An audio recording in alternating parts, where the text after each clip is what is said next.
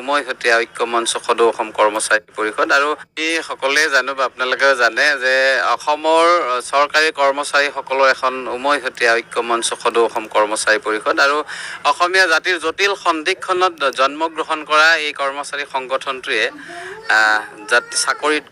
জাতিতকৈ চাকৰি ডাঙৰ নহয় বুলি সংগ্ৰাম কৰা এটা সংগঠন আৰু এই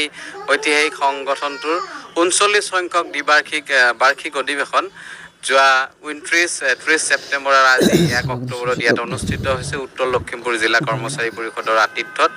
উত্তৰ লখিমপুৰ বিশ্ববিদ্যালয়ৰ প্ৰাংগণত এই ঐতিহাসিক এই প্ৰেক্ষাগৃহত আৰু তিনিদিনীয়া বৰ্ণাঢ্য কাৰ্যসূচীৰে আমাৰ অধিৱেশনৰ কাৰ্যসূচী চলিছে। যোৱাকালি প্ৰতিনিধি সভাৰ তৃতীয় বৈঠকৰ পিছত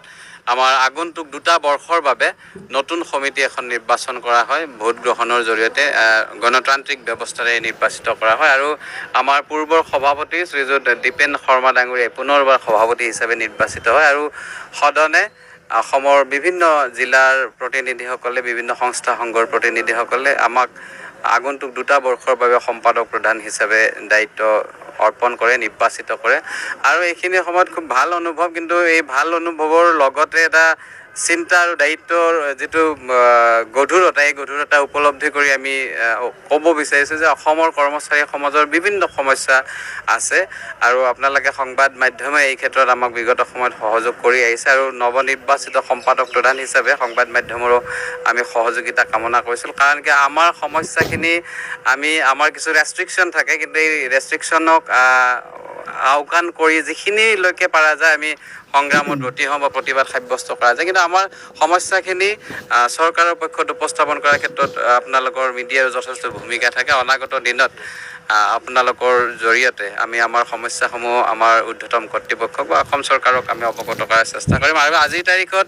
চৰকাৰী কৰ্মচাৰীসকলৰ আটাইতকৈ ডাঙৰ এটা জ্বলন্ত সমস্যা হৈছে NPS ব্যৱস্থা, যি ব্যৱস্থাই আজি হয়তো আমি সুন্দৰকৈ কথা পাতিছোঁ, জীয়াই আছোঁ আৰু অনাগত দিনত হয়তো জীয়াই থকাৰ সেই সম্বল হয়তো নাথাকিব। কাৰণ কি এতিয়া যিটো পৰিৱেশ, ৰোগীয়া পৰিৱেশ, সকলোৰে দেহাত বেমাৰ আছে, কমন বেমাৰ থাকে, গতিকে আমি চলা ফুৰাতে অসুবিধা হ'ব। গতিকে NPS ব্যৱস্থা বাতিলৰ ক্ষেত্ৰত অনাগত দিনত নিশ্চয় সদৌ অসম কৰ্মচাৰী পৰিষদৰ যি কেন্দ্ৰীয় কাৰ্যনিৰ্বাহক নতুনকৈ গঠন হ'ব, এই কাৰ্যনিৰ্বাহকত সিদ্ধান্ত হ'ব আৰু কাৰ্যনিৰ্বাহকৰ সিদ্ধান্ত অনুসৰিয়ে আমি অনাগত দিনত আমাৰ কাৰ্যপন্থা থিৰাং কৰিম আৰু সদৌ অসম কৰ্মচাৰী পৰিষদৰ নৱনিৰ্বাচিত সম্পাদক প্ৰধান হিচাপে অসমৰ সমগ্ৰ সৰ্বস্তৰৰ কৰ্মচাৰী সমাজৰ আমি সহযোগিতা কামনা কৰিছোঁ। কৰ্মচাৰী সমাজৰ সমস্যা সমাধান কৰাৰ ক্ষেত্ৰত এই বৃহৎ মঞ্চখনে যাতে সফল হ'ব পাৰে আৰু যোৱাকালি অসমৰ বিভিন্ন জিলা প্ৰতিনিধি, কৰ্মচাৰী পৰিষদৰ অন্তৰ্গত সংস্থা সংঘৰ প্ৰতিনিধিসকলে